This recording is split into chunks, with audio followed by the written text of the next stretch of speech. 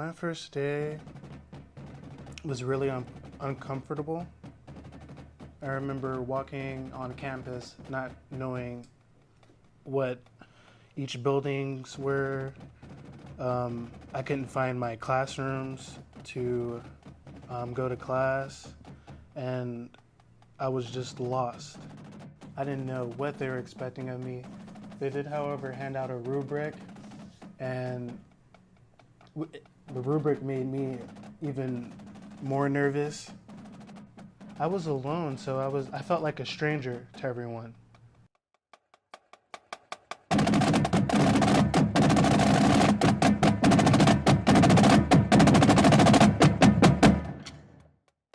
When I first came to the program, I had brought my high school habits with me, and I really was just adjusting to college. I was still very immature, and I just kind of had a I don't care personality. As long as I get my work done, I could do whatever I want. And Ujima, yeah, they motivate you to make good grades and everything, but they also motivate you to be like a better person. And it's actually hard work to get that hoodie. And Ms. Lopez, she didn't want me to think that just because I was getting good grades that I could act however I wanted to. To make a good example, she took the hoodie from me. I was living out of my car. I said, well, no, it's something better out there for me. I know there's light at the end of the tunnel. This can't be it. I gotta keep pushing and pushing and pushing. And now I feel like I'm in a better place because of that mentality.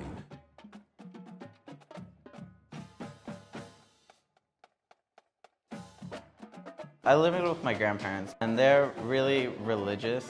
And, I grew up that way. I still identify as Christian, but they were raised in a different time as well. So they weren't open to other sexualities, other genders outside of the normal gender roles. I knew it wasn't safe to come out to them because my aunt had been outed, and my grandma cut off all contact, and I didn't want that. I didn't want to lose the relationship that I had with her because I had more of a relationship with her than I did my mother, and I didn't want to lose that, but at the same time, I didn't want to lose myself. And I was like, I always looked out for other people before myself my entire life. And I was like, if I keep doing that in this way, I'm not going to live past 18. I knew I had to move out of the house. The literature and the assignments and the conversations that were brought forth in high school weren't relevant to me or like people who looked like me. PCC, hey! First and go! I took a sabbatical and worked in 10 industry sites for 3 to 4 weeks each. Came back home, tore up the curriculum I had written, and taught what I knew should be taught. The AmGen program is the most significant experience to me as an intern at Pasadena Bioscience Collaborative because high school students, their interest in science is being increased by performing the experiment with scientists over here. When I was in high school in Ghana, we barely had a lab. Lab equipment is very expensive. We couldn't really perform the experience, so most people who had an interest in science branched out into other areas. That is one thing I'd like to do when I visit Ghana next year, is to do a similar program like the AmGen program with high school students in Ghana. What do I have in my hand? We can bet on that. Nothing. Every damn time. If I have one object in my pocket, though, now there's a 50-50 chance when I pull my hand out, nothing or something. A second object, now it's 33, right? So all of a sudden, I'm decreasing the probability. The more stuff I put in my pocket, the less predictable it is. The same is true in the universe. Well, I used to hate, the type of class that you have to do, like, hands-on learning, and there's, like, pretty much, like, hardly any guideline of what you have to do. But now I'm starting to like these type of class. It really teaches me, like, I have to learn by myself and find things out myself, and like earlier he mentioned, you have to know your level of expertise. Like, let's say, I don't know much about plants or soil, So I had to really go to the library or go online to search, and learn as much about species as I can, and so that when I go to the field, I can just identify more easily. So that's why it really forces me to be more responsible and just know that, if I don't know this, then I have to go and learn.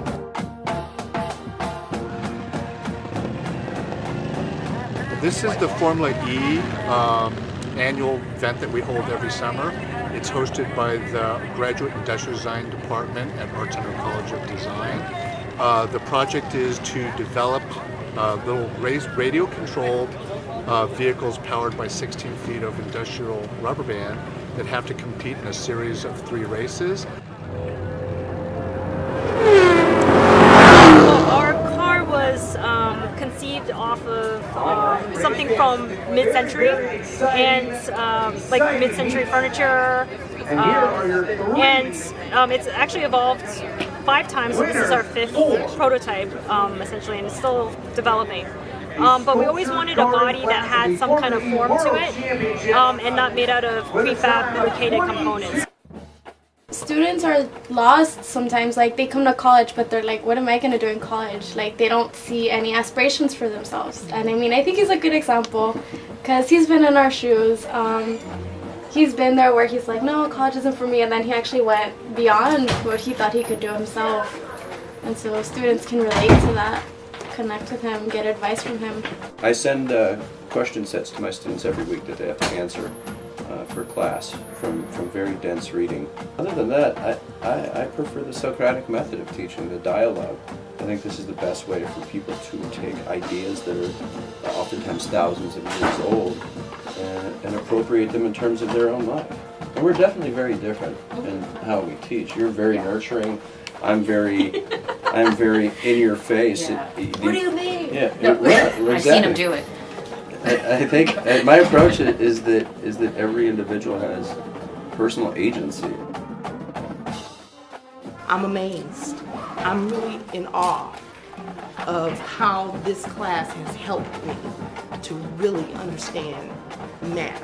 What kind of math do we want students who are not going to be STEM majors? They're not math, science, technology, engineering majors. They're going to be, maybe business majors or criminal justice majors or English majors or history majors, or maybe they're just going to get a certificate and enter the workforce. What kind of math do we want real people to know? Knowing how to get the answer is so important. How can we take the tiles and translate it into algebra notation? And so trying to bridge that gap for them. I'm thankful for this. They learn better when they help each other, when they can explain things to each other. So we do tons of group work in this class. The cards are different parts of the whole equation of the line, and we all represent an individual part of it by holding the card, and we come together in a very unorganized fashion, and then graph it for everyone to see. This is Antonio Carlos Jobin's Waters of March.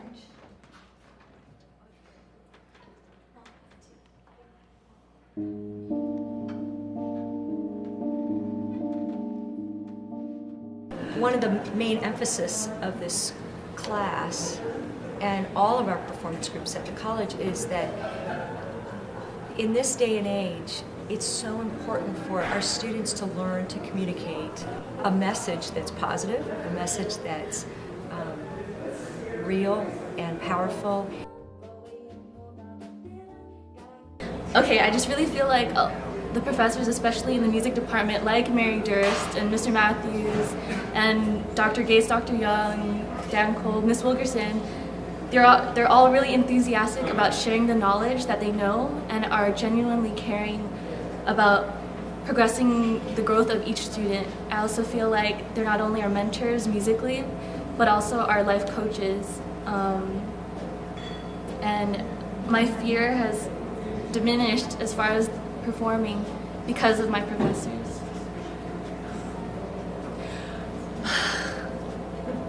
Well said.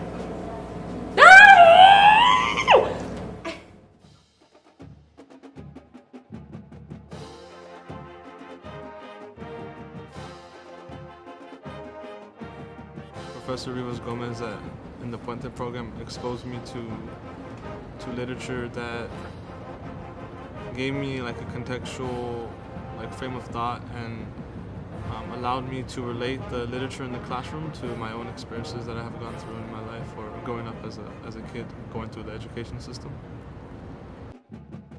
I was able to get on my feet here at PCC, get out of that hardship situation. I had a good group of vets and I had a good support system in Miss Patty DeOrange Martin, Carol Calandra, and everyone a part of the veterans community to help me.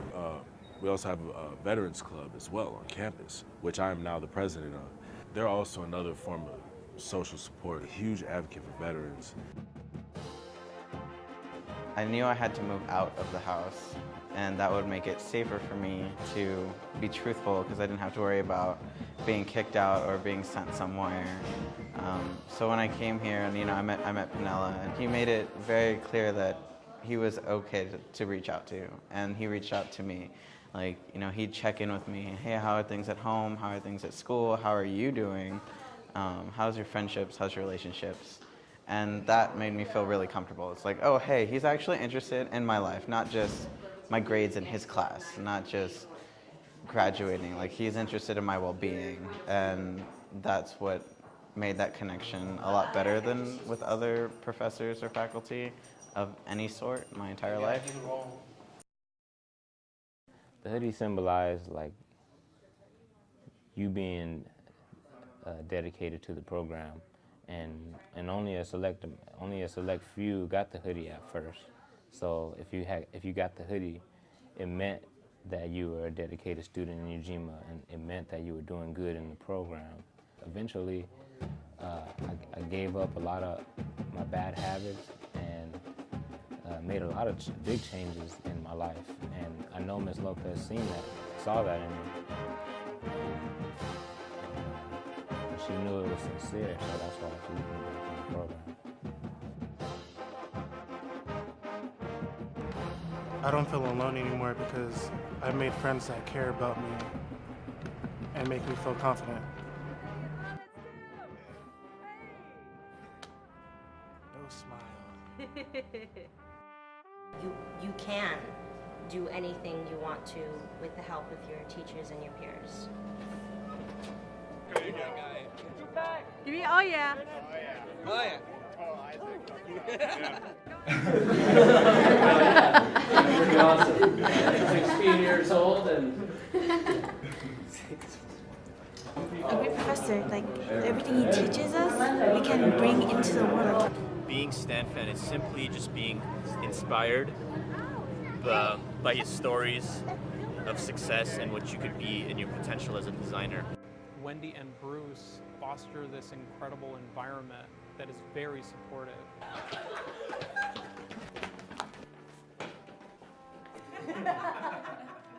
Fight, fight, fight! PCC, fight! In every person, there is a hero. There's a hero in every one of us. There's a hero in every one of us. There's a hero in every one of us. For 90 years at Pasadena City College, there's been a hero in every one of us.